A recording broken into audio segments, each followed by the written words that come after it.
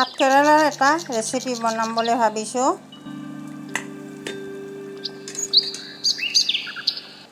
ভাত কেৰেলাৰ দুয়ো পিনে কাটি ল'ব লাগিব।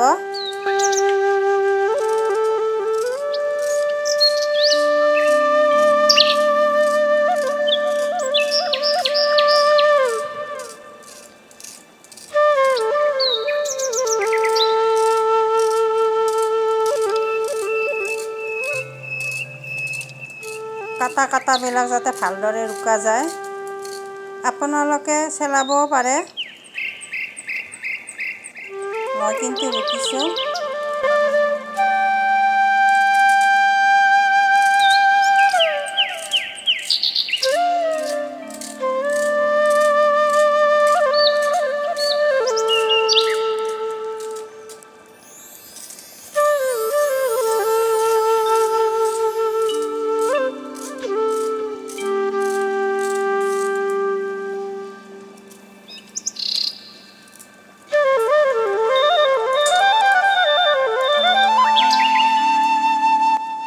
ৰুকা হৈ গ'ল।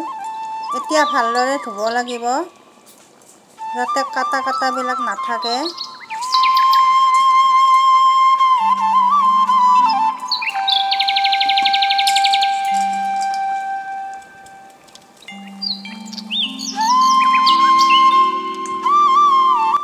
পাতলকৈ কাটিব লাগিব।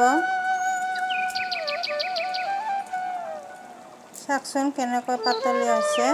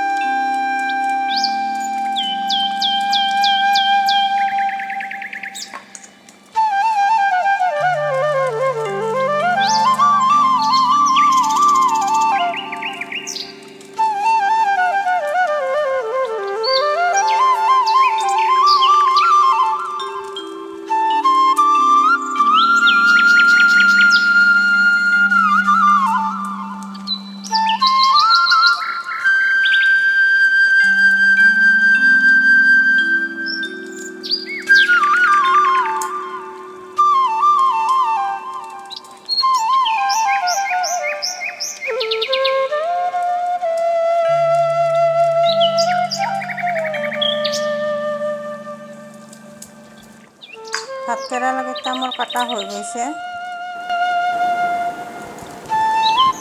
বেচন ল'লোঁ।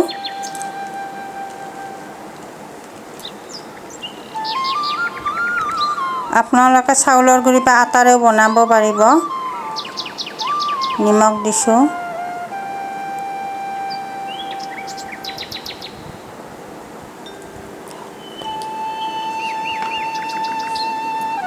জালুকৰ গুড়ি, ধনিয়াৰ গুড়ি,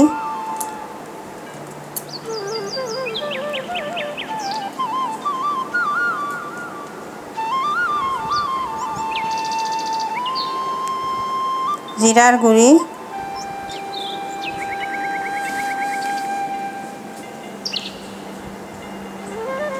গৰম মছলা,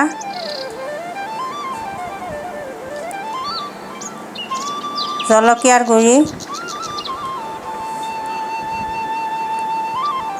হালধিৰ গুড়ি,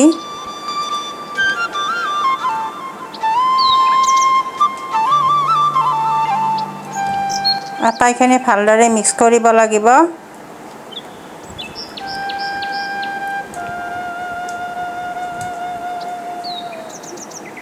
পানীৰে অলপ অলপকৈ ঘুটিব লাগিব।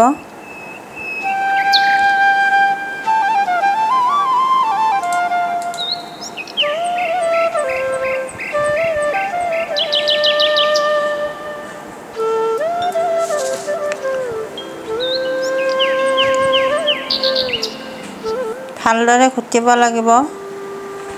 যাতে গুটি গুটি নাথাকে।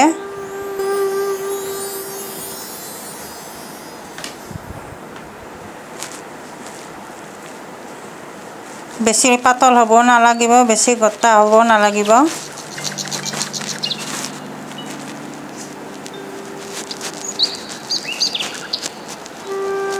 ভালদৰে ফুটা হৈ গ'ল মোৰ।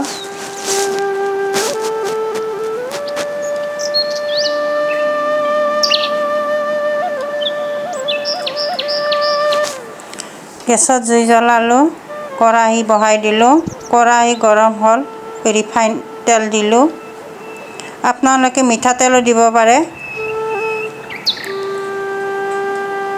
কেৰাহী গৰম হৈছে নে নাই চালোঁ। ভাত কেৰেলাখিনি ধুই পিনে বেচন লগাই বহাই দিলোঁ।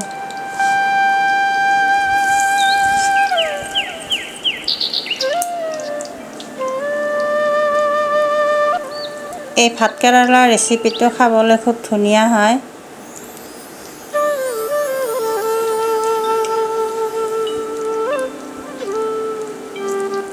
আপোনালোকেও বনাবচোন।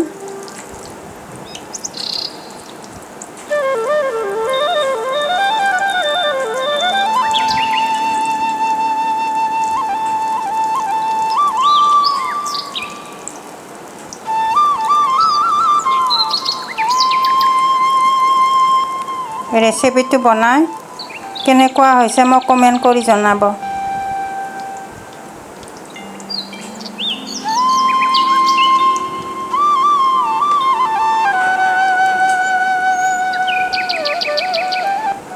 এই ভাত কেৰেলাৰ ৰেচিপিটো চাহেৰেও খাব পাৰি, ভাতেৰেও খাব পাৰি।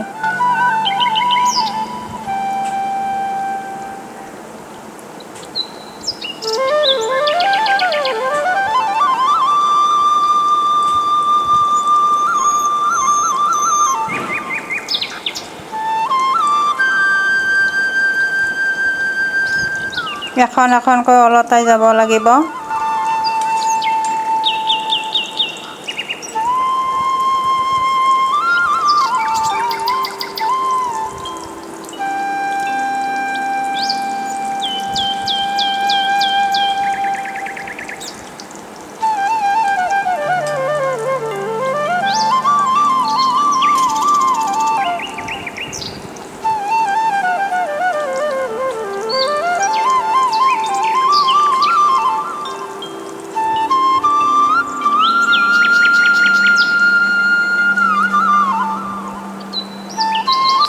চেনেলটো ছাবস্ক্ৰাইব কৰি দিব। লগতে ৰেচিপিটো যদি ভাল পাইছে তেনেহ'লে শ্বেয়াৰ কৰিব বুলি আশা থাকিল।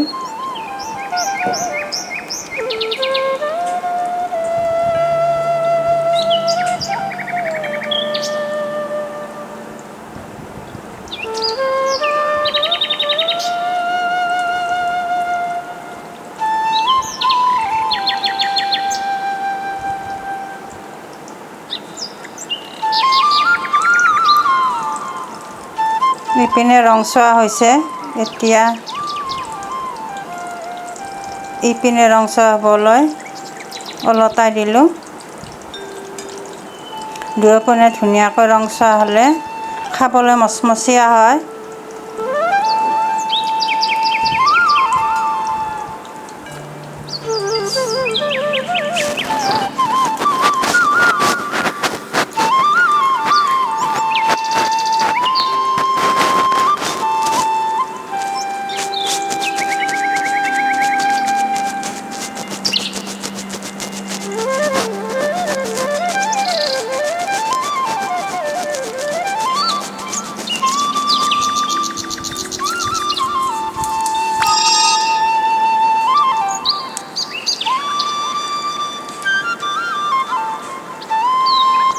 দুয়োপিনে ৰংচোৱা হৈছে।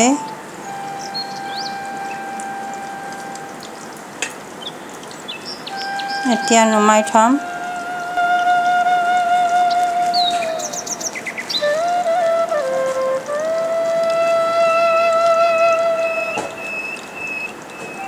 এনেকৈ লৰাই দিলে এটা শব্দ হয়, তেতিয়াই জানিব ৰেচিপিটো ধুনীয়া হৈছে, মচমচীয়া হৈছে।